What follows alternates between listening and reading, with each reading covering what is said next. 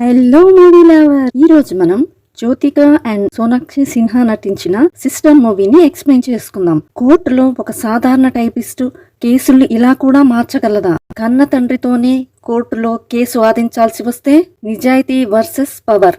ఇవన్నీ తెలుసుకోవాలంటే మన వీడియోని ఎండింగ్ వరకు చూడాల్సిందే. ఇంకా లేట్ చేయకుండా లెట్స్ గెట్ స్టార్టెడ్. ఈ సినిమా కథ ఒక లాయర్ మరియు ఒక స్టెనోగ్రాఫర్ చుట్టూ తిరుగుతుంది.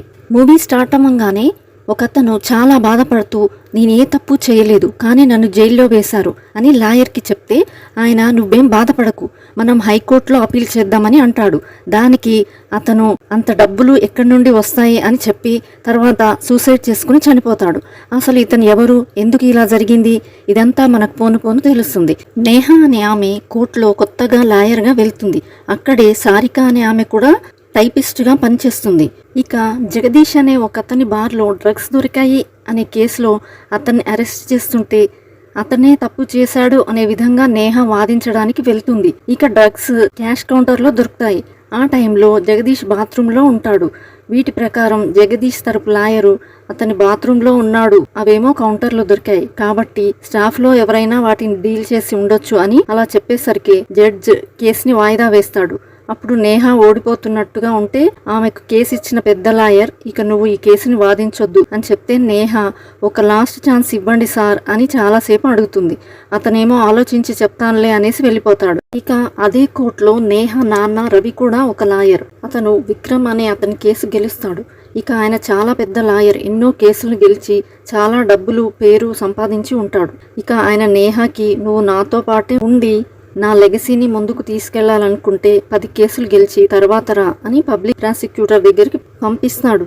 మరోవైపు సారిక విషయానికి వస్తే ఆమెదొక చిన్న కుటుంబం. ఆమెకి భర్త కూతురు ఉంటారు. ఆమె భర్త లక్ష్మణ్కి యాక్సిడెంట్ అయ్యి 2 కాళ్ళు పోయి ఉంటాడు. కాబట్టి ఆమె ఒక్కతే సంపాదిస్తూ కుటుంబాన్ని పోషిస్తుంది. ఇక నేహ ఏమో మరోవైపు ఆఫీస్లో కూర్చొని ఉన్నప్పుడు వాళ్ళ నాన్న రవి లాయర్ కెరియర్ స్టార్ట్ అయ్యి 25 ఇయర్స్ పూర్తయిందని పార్టీ ఇస్తూ నేహాని కూడా రమ్మనేసరికి తను కూడా అక్కడికి వెళ్తుంది. తర్వాత వాళ్ళందరూ ఒకరితో ఒకరు మాట్లాడుకుంటున్నప్పుడు పక్కన విక్రమ్ ఫుల్గా మందు తాగేసి ఉంటాడు.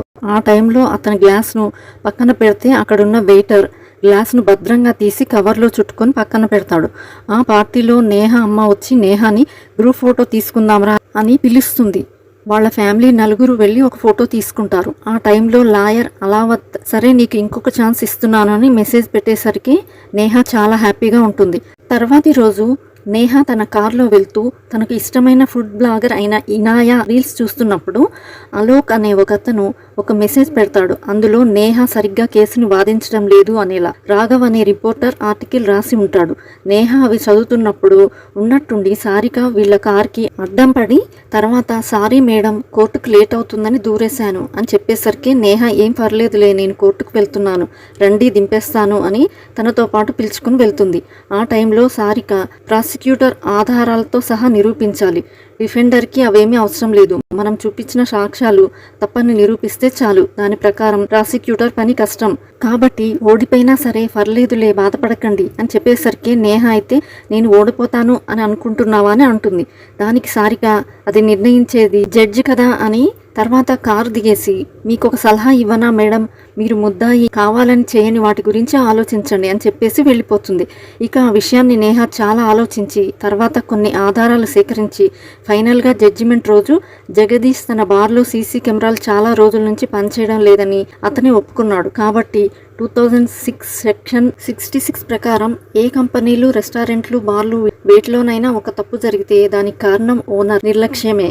అయితే ఆ మొత్తం తప్పుకు బాధ్యుడు ఓనరే. ఇక సీసీ కెమెరాలు పనిచేయడం లేదని జగదీష్కి తెలిసి అతను ఆ విషయాన్ని సరిగ్గా పట్టించుకోలేదని అతనే ఒప్పుకున్నాడు. కాబట్టి ఈ తప్పు మొత్తం అతని మీదకే వస్తుందని చెప్పి డ్రగ్స్ కేసులో జగదీష్ని జైలుకి పంపించి కేసు గెలుస్తుంది.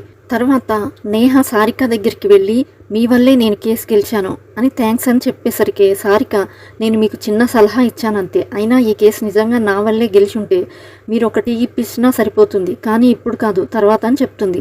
ఆ టైంలో రిపోర్టర్ రాఘవ సారిక దగ్గరికి వచ్చి కోర్టులో జరిగిన లేటెస్ట్ ఇన్ఫర్మేషన్లన్నీ తెలుసుకుని వాటికి రిటర్న్గా సారికకి డబ్బులు ఇస్తుంటాడు. తర్వాత నేహ ఇంటికి వెళ్ళాక వాళ్ళ నాన్న రవి, నువ్వు కోర్టులో గెలిచిన దానికి కంగ్రాట్స్ అనేసరికి తను వెంటనే అక్కడి నుండి ఇక్కడికి ఎప్పుడెప్పుడు వచ్చేయాలా అని ఉన్నాను అనేసరికి వాళ్ళ అన్న రియాన్, నేను కూడా అక్కడే వర్క్ చేశాను అని చెప్తాడు. అప్పుడు తను నువ్వు వేరు నేను వేరు అనేలా కొద్దిసేపు అన్నా చెల్లెలు ఒకరి మీద ఒకరు అరుచుకుంటారు.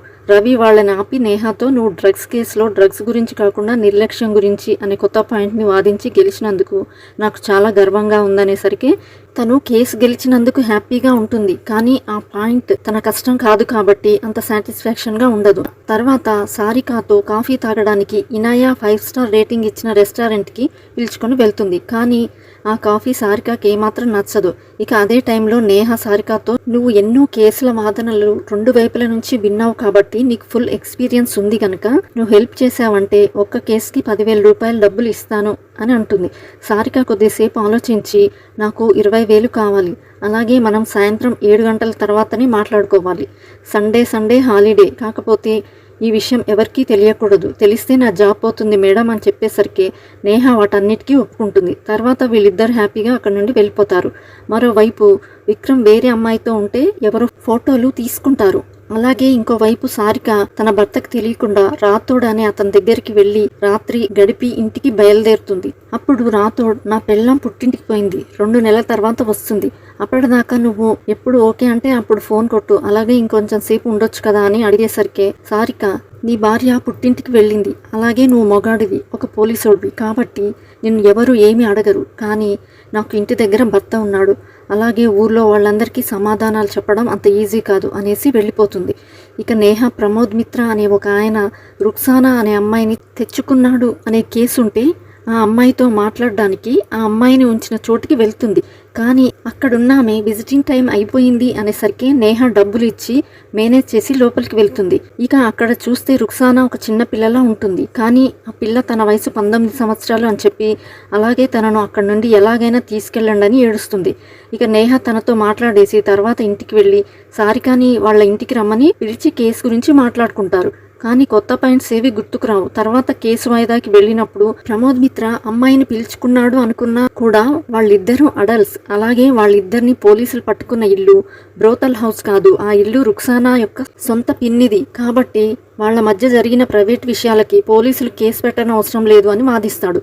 దాంతో కేసుని మళ్ళీ వాయిదా వేస్తారు. తర్వాత నేహ సారిక మాట్లాడుకుంటున్నప్పుడు నేహ ఆ పిల్ల చూడడానికి చిన్న పిల్లలా ఉంది, కానీ వయసేమో 19 సంవత్సరాలు అంటున్నారు, డాక్యుమెంట్స్లో కూడా అదే ఉంది అని చెప్పేసరికి సారిక ఫేక్ డాక్యుమెంట్స్ అయి ఉండొచ్చు, ఆ పిల్ల మైనర్ అని ప్రూవ్ చేస్తే కేసు స్ట్రాంగ్గా నిలబడుతుందని చెప్తూ అలాగే వాళ్ళ ఇంటికి పిలుచుకుని వెళ్ళి తన భర్తని కూతుర్ని పరిచయం చేస్తుంది. తర్వాత నేహ దీని గురించి ఒక డాక్టర్తో మాట్లాడి అతన్ని కోర్టుకు పిలుచుకుని వచ్చి రుక్సానా చేతివేళ్ల ఎక్స్టెంట్ చూపించి ఆ అమ్మాయికి ఎంత వయసు ఉండొచ్చు అని అడిగితే ఆయన, పిల్లలకు చేతిలోని ఎముకలు ఎక్కువ ఉంటాయి, వాళ్ళు పెరిగే క్రమంలో అవి అతుక్కొని తక్కువ అవుతాయి, ఇక ఈ ఎక్స్రేలో ఎముకలు ఇంకా అతుక్కోలేదు కాబట్టి దాని ప్రకారం ఆ పిల్లకి 16 నుండి 17 సంవత్సరాలు ఉండొచ్చు అని చెప్తాడు. అప్పుడు ప్రమోద్ మిత్ర లాయర్, ఒకవేళ ఆ పిల్లకి ఎముకల్లో ఎదుగుదల తక్కువ ఉంటే ఆ పిల్ల వయసు 19 సంవత్సరాలు కూడా అయి ఉండొచ్చు కదా అని అడిగేసరికి డాక్టర్ ఛాన్స్ ఉందని చెప్తాడు. దాంతో ఈ పాయింట్ కూడా వాళ్ళకి లాభం లేకుండా పోతుంది. కానీ ఆ రోజు రాత్రి నేహ దీని గురించి ఆలోచిస్తున్నప్పుడు రిపోర్టర్ రాఘవ ఒక వీడియోని పంపిస్తాడు. ఆ వీడియోలో ప్రమోద్ మిత్ర రుక్సానాని బలవంతంగా రూమ్లోకి పిలుచుకొని వెళ్ళి నీ వయస్సు ఎంత అని అడుగుతూ దగ్గరికి వెళ్తుంటే ఆ పిల్ల నాకు 17 సంవత్సరాలు, నాకు భయంగా ఉంది, వదిలేయండి అంటున్న వీడియో ఉంటుంది. ఇక నేహ దాన్ని జడ్జికి చూపించాక ప్రమోద్ మిత్రాను జైల్లో వేస్తారు. అలా నేహ ఈ కేసును కూడా గెలుస్తుంది. తర్వాత ఒకరోజు సారిక ఇంట్లో ఉన్నప్పుడు తన భర్త నేహాతో ఫ్రెండ్షిప్ అవసరమా అని అడిగితే సారిక, మన పాపని చదివించాలి కదా, ఎక్స్ట్రా ఇన్కమ్ అవసరం అని చెప్తుంది. ఆ టైంలో తన భర్త లక్ష్మణ్, మన ఇద్దరం ఒకటవుదామా అనేలాగా అడిగితే సారిక పడుకో అని బాధపడుతుంది. తర్వాత రోజు సారిక ఒక పిల్లాడికి ట్యూషన్ చెప్పేసి ఆ రోజు రాత్రి నేహ పార్టీ ఇస్తుంటే అక్కడికి వెళ్ళి ఫుల్గా ఎంజాయ్ చేసి తర్వాత వీళ్ళిద్దరూ కలిసి ఇన్ఫర్మేషన్ పంచుకుంటూ నేహ 9 కేసులు గెలుస్తుంది. ఆ టైంలో నేహ సారిక ఇంటికి వస్తూ పోతూ ఉండేది. తర్వాత ఒకరోజు విక్రమ్ తన బిల్డింగ్ అపార్ట్మెంట్స్ గురించి అడ్వర్టైజ్మెంట్ ఇస్తుంటే అతనికి ఎవరో ఒకతను వేరొక అమ్మాయితో దిగిన ఫోటోలు చూపించి బ్లాక్మెయిల్ చేస్తాడు. ఇంకోవైపు సారిక ట్యూషన్ చెప్పే పిల్లాడి దగ్గరికి వెళ్ళి ఈరోజు 10 నిమిషాల ముందే వచ్చేసాను, తర్వాత 10 నిమిషాల ముందే ట్యూషన్ ముగించేస్తాను అని చెప్పి ట్యూషన్ చెప్పడానికి వెళ్తుంది. ఇంకోవైపు నేహ వాళ్ళ ఇంటికి వెళ్తే రవి అన్ని కేసుల్లో 10వ కేసు ఈజీగా ఉండదు, టఫ్గా ఉంటుంది, కాబట్టి ఆల్ ద బెస్ట్ అని చెప్పేసరికి నేహ థ్యాంక్స్ డాడీ అని చెప్పేసి లోపలికి వస్తే టీవీలో తనకి ఇష్టమైన ఫుడ్ బ్లాగర్ ఇనాయ తన అపార్ట్మెంట్లో ఉరివేసుకుని చనిపోయిందని న్యూస్ వస్తుంది. దాంతో నేహ ఇది ఎలా జరిగిందని ఆలోచిస్తూ తర్వాత రోజు ఆఫీస్కి వెళ్తే అలావత్ నేహాని పిలిచి ఇనాయ కేసు మన దగ్గరికి వచ్చింది, దీని గురించి నీకెంత మాత్రం తెలుసు అని అడిగితే తను న్యూస్లో చూశాను, కాకపోతే ఈ కేసు నేను డీల్ చేస్తాను అని అడుగుతుంది. అప్పుడు అలావత్ తనకు డీటెయిల్స్ అన్నీ చూపిస్తాడు. ఇక పోలీస్ అతను ఇనాయాది సూసైడ్ కాదు మర్డర్, అలాగే అది చేసింది విక్రమ్, ఇంకా ఈ కేసు డీల్ చేస్తున్నది లాయర్ మీ నాన్న రవి అని చెప్తాడు. అవన్నీ విని నేహ షాక్ అయ్యి తర్వాత ఇంటికి వెళ్ళి వాళ్ళ నాన్నతో ఈ కేసు నేను వాదిస్తున్నాను కాబట్టి నువ్వు ఆపోజిట్గా నాకు నిలబడొద్దు అని చెప్తే ఆ అమ్మాయి ఒప్పుకోదు. తర్వాత అబ్బా కూతుర్లు కొద్దిసేపు వాదించుకున్నాక కేసుని నువ్వు వాదించేలా ఉంటే బయట ఉండి డీల్ చేసుకో, కేసు అయిపోయిన తర్వాత మళ్ళీ ఇంటికి రా అని చెప్పి పంపిస్తాడు. దాంతో నేహ తర్వాత రోజు బ్యాగులన్నీ సర్దుకొని వెళ్తుంటే వాళ్ళ అమ్మ ఆపడానికి చూస్తుంది. కానీ ఆ పిల్ల ఇదేం చిన్న గొడవ కాదులే అమ్మ, మా మధ్య నువ్వు నలిగిపోవడం నాకు ఇష్టం లేదు, కేసు అయిపోయాక నేనే వస్తాను అని చెప్పి వెళ్ళిపోతుంది. తర్వాత సారిక నేహాకి ఒక రూమ్ చూపిస్తుంది. ఆ తర్వాత నేహాతో పోలీస్ మాట్లాడుతున్నప్పుడు ఇనాయ తాడుతో ఉరివేసుకున్నప్పుడు బరువు ఏ వైపు ఎక్కువ పడుతుందో అక్కడ మచ్చ ఏర్పడాలి, దాని ప్రకారం మెడకు ముందు వైపు మచ్చ ఏర్పడాలి. కానీ ఈ కేసులో మెడ మొత్తం ఉంది, అంటే ఎవరో చంపారు. ఆ అమ్మాయి దగ్గర దొరికిన ఫోటోలను బట్టి విక్రమ్ తనని ఎవరో బ్లాక్మెయిల్ చేశారని ఒప్పుకున్నాడు, కానీ ఆ చేసింది ఎవరో తనకు తెలియదని చెప్పాడు.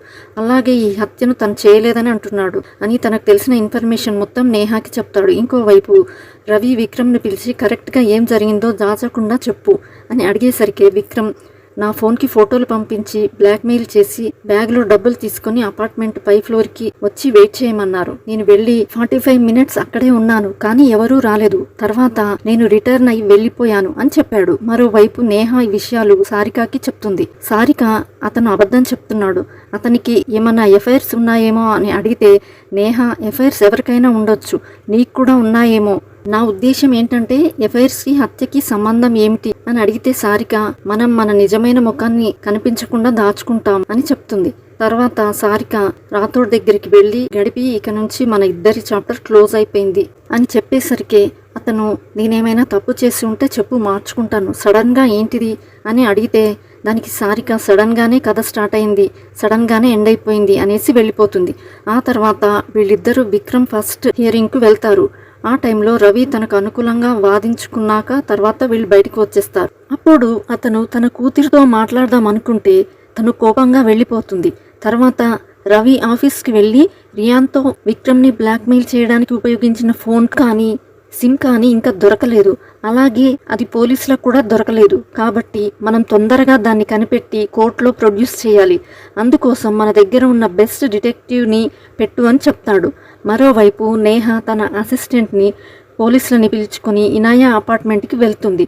పోలీసులకి ఇంకా ఇనాయ అటాప్సీ రిపోర్ట్స్ ప్రకారం విక్రమ్ 40 నిమిషాల్లో మిద్దెపై నుండి మెట్ల ద్వారా నడుచుకుంటూ 8వ ఫ్లోర్లో ఉన్న ఇనాయ రూమ్కి వెళ్ళి ఆ అమ్మాయిని చంపేసి మిద్దెపైకి వచ్చి ఉండాలి. అలా అతను చేయగలడా లేదా అనే దానికోసం నేహ తన అసిస్టెంట్ని పంపిస్తే అతను ఆయాసపడుతూ పైకి వస్తాడు. విక్రమ్ ఒక హార్ట్ పేషెంట్, అలాగే అతను సీసీ కెమెరాలో ఆయాసపడుతున్నట్టు లేడు. దాని ప్రకారం అతను మెట్ల ద్వారా కిందకి వెళ్ళి వచ్చాడు అని నిరూపించే ప్రూఫ్స్ ఏమీ లేవు.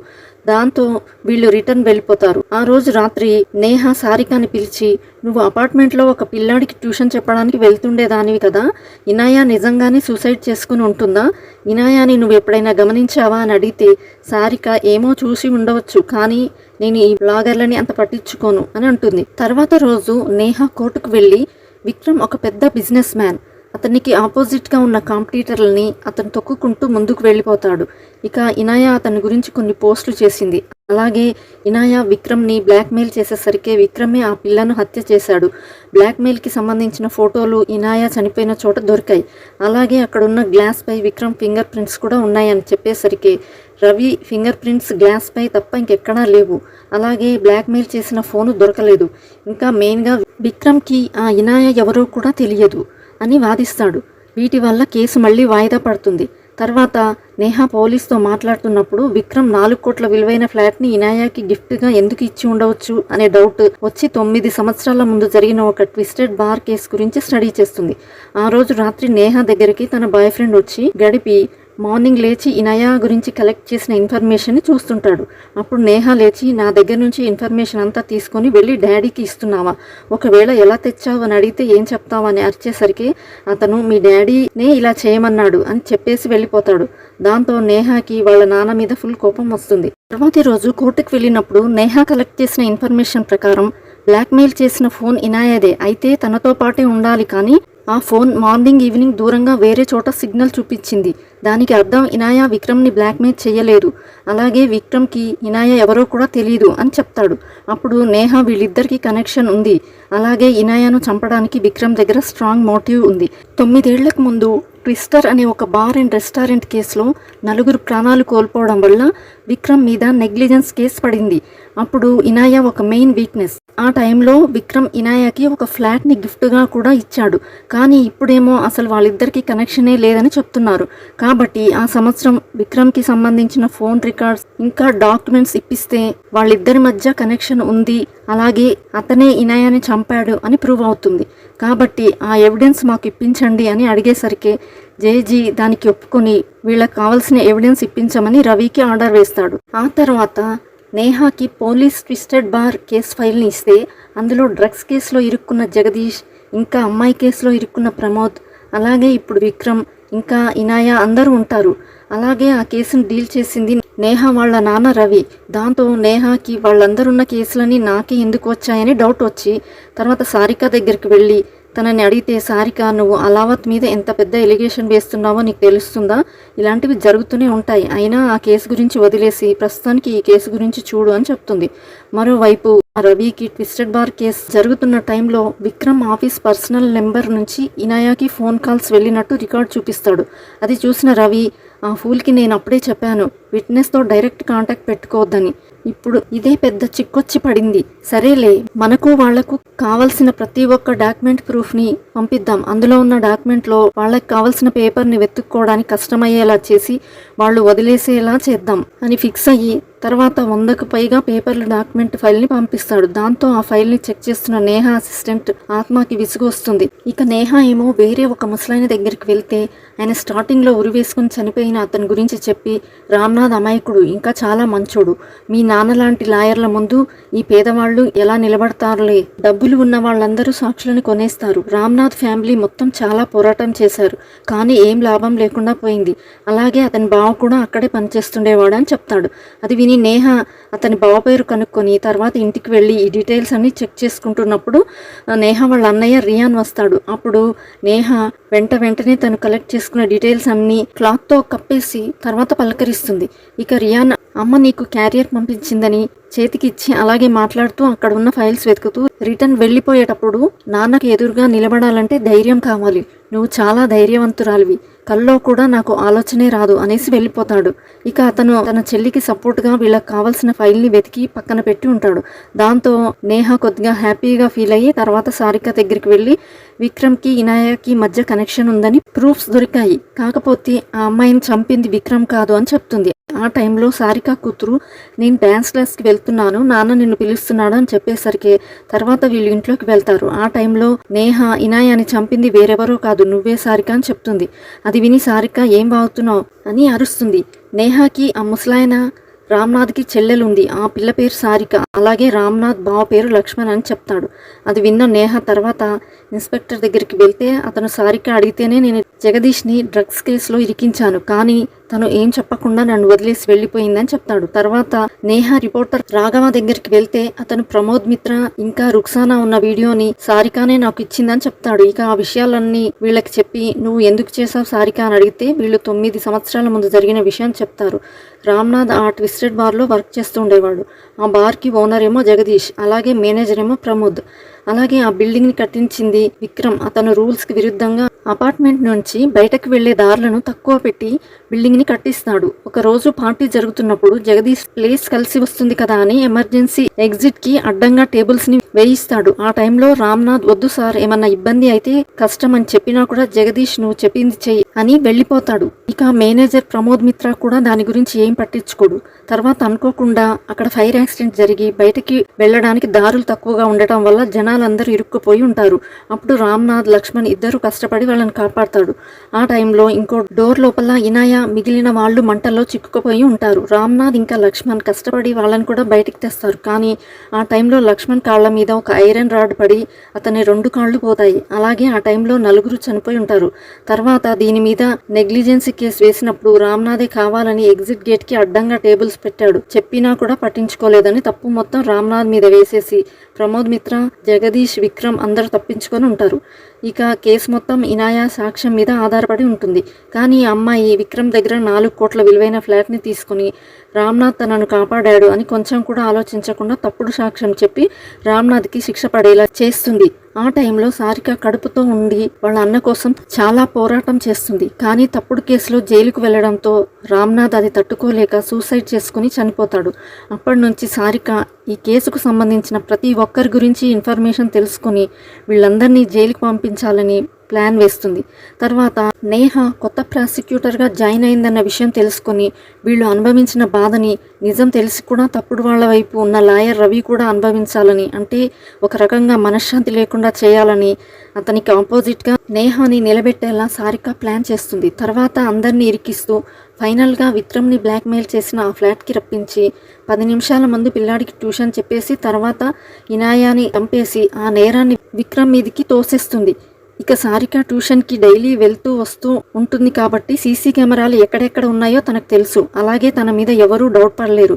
అవన్నీ వీళ్ళు మాట్లాడుకుంటున్నప్పుడు సారిక, నేను ఇనాయని చంపానా లేదా అనేది ముఖ్యం కాదు, దానికి ప్రూఫ్ ఉందా లేదా అనేది ముఖ్యం అని చెప్పేసరికి నేహ తెలివిగా ఆ మాటల్ని రికార్డ్ చేసుకొని రిటర్న్ వెళ్తూ, నాకు ఇంకొక డౌట్ ఉంది, ఈ కేసులన్నీ నాకే ఎలా వచ్చాయని అలావత్తో కూడా నువ్వు పడుకున్నావా అనేసరికి సారిక కళ్ళలో నీళ్లతో, వాళ్ళని కొనేంత డబ్బులు మా దగ్గర లేరు, మా దగ్గర ఏది ఉందో అదే ఉపయోగించుకున్నాను అని చెప్తుంది.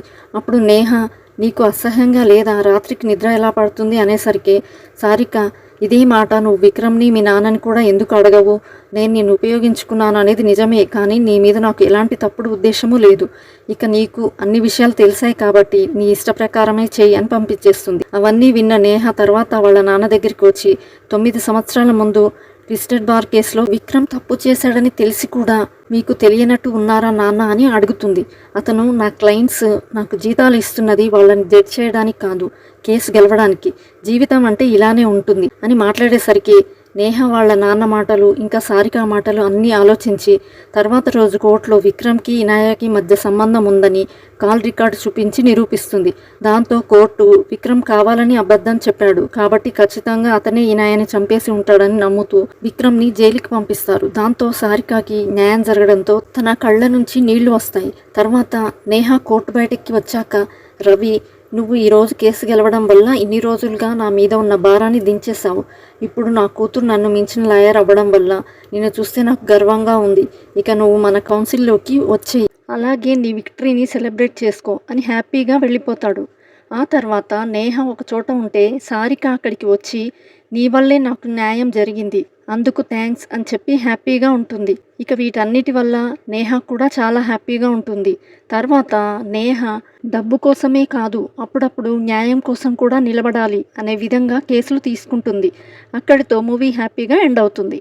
ఈ వీడియో మీకు నచ్చినట్లయితే లైక్ అండ్ షేర్ చేసి, ఇంకా మీరు ఏ మూవీ అండ్ వెబ్ సిరీస్ వినాలి అని అనుకుంటున్నారో కమెంట్ చేయండి. ఇలాంటి మరిన్ని వీడియోస్ కోసం మన ఛానల్ ని సబ్స్క్రైబ్ చేయడం మర్చిపోకండి. Thanks for watching. See you all in the next video. Bye.